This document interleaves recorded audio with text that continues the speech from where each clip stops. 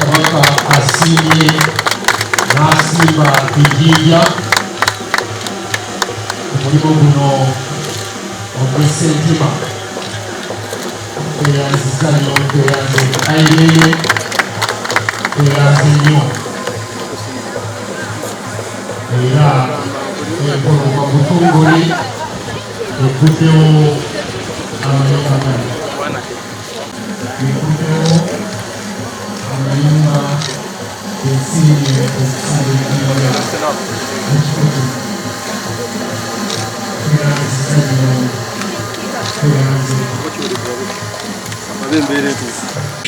n'abamusalira enkwe kabaka waffe bamanyi ne batamanyi ayi kati nago bamanyi bonna mumutaase katonda watuwangaza Ssabasajja kabaka waffe emyaka n'emyaka kulwa birungi byonna byatukoledde. Allahumma amin amin. Tulalanganize Katikkiro waffe baminisita abalangira n'abambejja Buganda edde ku ntikko kabaka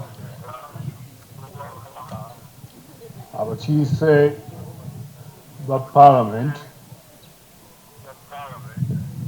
abakiise mu lukiiko lwa Buganda owessaza Ssebwana ssentebe wa Buganda Land Board Senkulu wa Gwoji Group bannaddiini LC5 owa Wakiso District abakulembeze b'ebitongole bya gavumenti eyawakati abagenyi baffe mwenna bannabusiro mwenna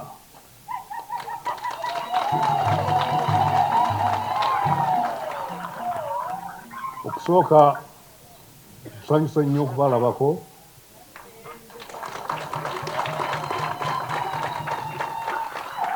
era mbeebaza n'ennyaniriza ennungi bwetyo.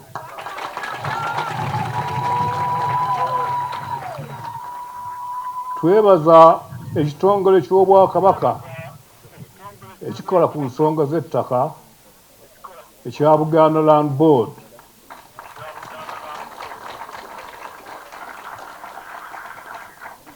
olw'okutuukiriza ekirowoozo kyaffe ekyokuzimbira abantu ennyumba eziri ku mulembe nga zijja mu busobozi bwabwe.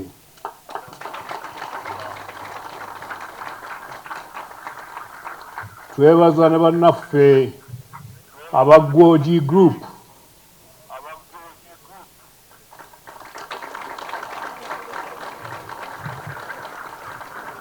I am sending you greetings and thanks for your work in association with us.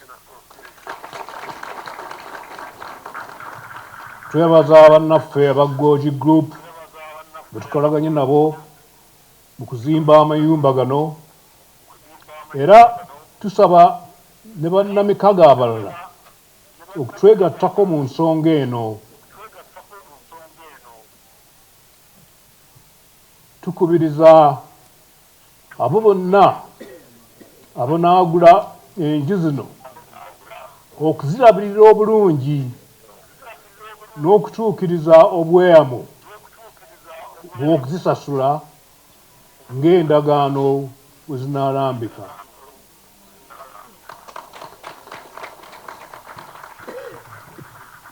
okuba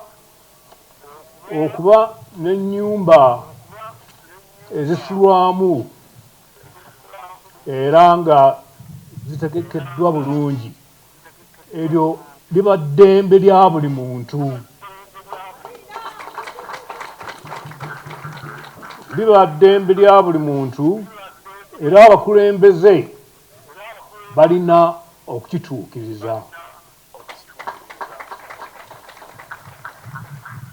Tusanyukira nnyo mwami Matiya Lwanga Bwanika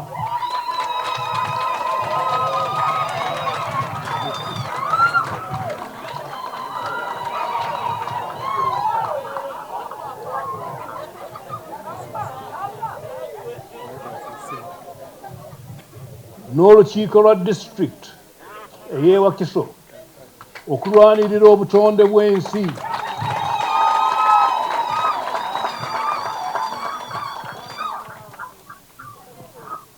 Tubasaba n'olutalo lw'okuzimbira abantu baffe amayumba amalungi era agali mu busobozi bwa buli omu, nakyo mukirowoozeeko.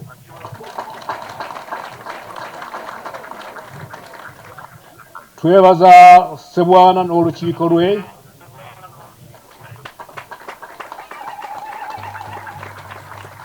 awamu n'Oweekitiibwa Kasekende ne Buganda Land Board olw'omulimu omulungi bwe guti gwe bakoze. Tusiimye nnyo, tusiimidde ddala.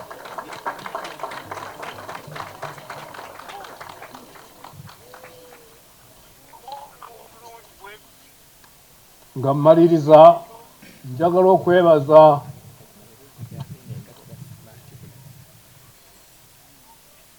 okwebazaamu ak'ensusso amakula agavudde mu bannabusiro.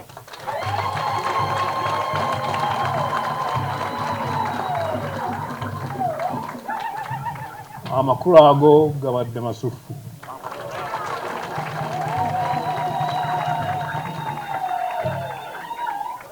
Njagala okwebaza Sheikh Kasim Sengonzi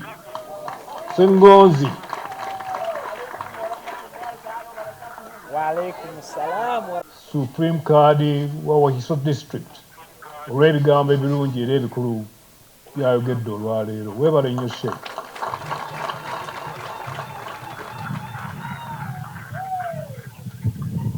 Nsanyuse nnyo okubeera wano olwaleero ku mukolo guno n'okulaba ebyo byonna ebigenze mu maaso era bye tusuubira nti bijja kuyamba abantu baffe mu mbeera zaabwe. Mwebale nnyo, mwebalire ddala.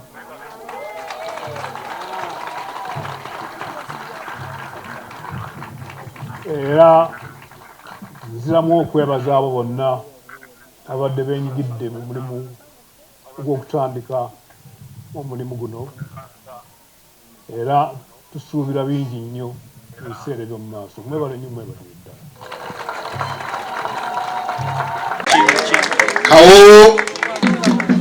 Kawo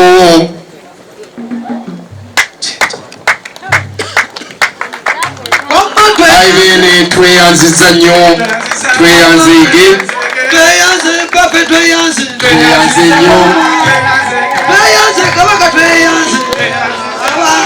Ssabasajja kabaka asiimye. A'udhu billahi minash shaitani rajim. Bismillahir rahmanir rahim. Assalamu alaikum wa rahmatullahi wa barakatuhu. Nze Haji Kabogoza omusomi w'edduwa ntereeza ensonga z'amaka, ebyenfuna n'endwadde ezitategeerekeka. Haji Kabogoza omusomi w'edduwa nsiŋŋaanibwa Ekitigoma ku lw'Ejjinja. Bw'obanga otuuse Ekitigoma mu ttawuni ku siteegi osobola okuba ku nnamba z'essimu ezo z'olaba zitambula. Gwe wenna ali ewala oyinza okuyita ku mukutu gwaffe ogwa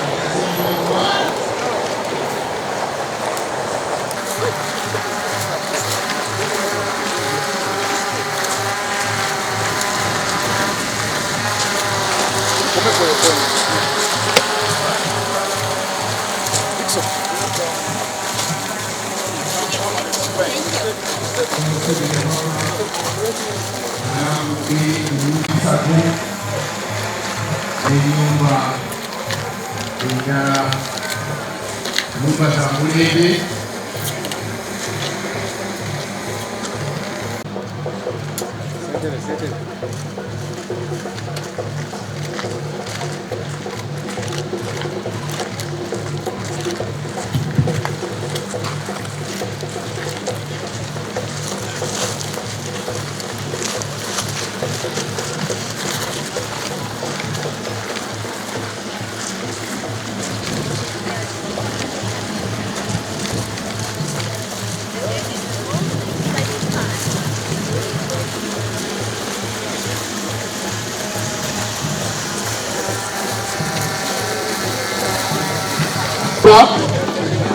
abalesa amakula bakambwe tukabimiridde enyimiridde mbakamera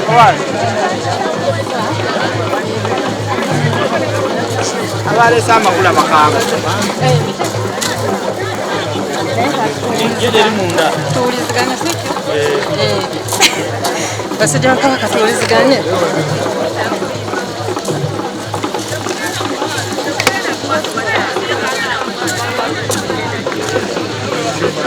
abalesa amakula bakambwe nnyo angajja kumulabira wabi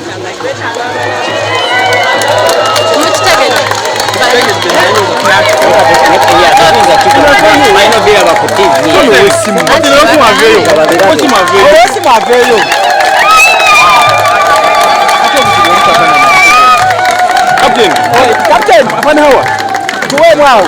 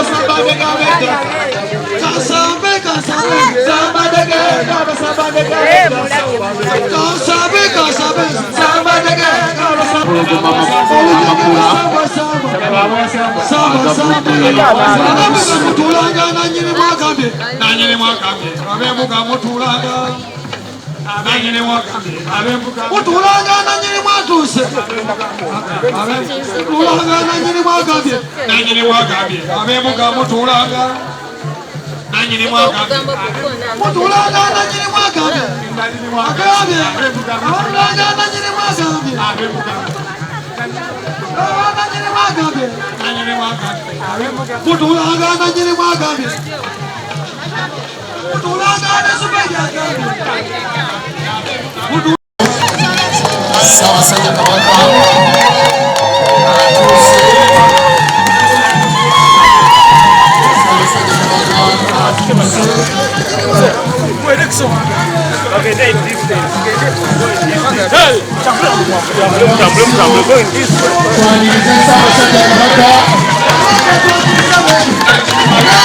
twanirize empologoma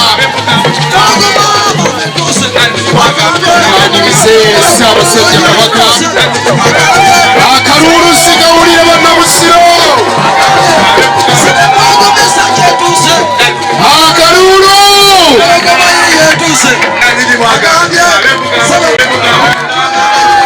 akalulu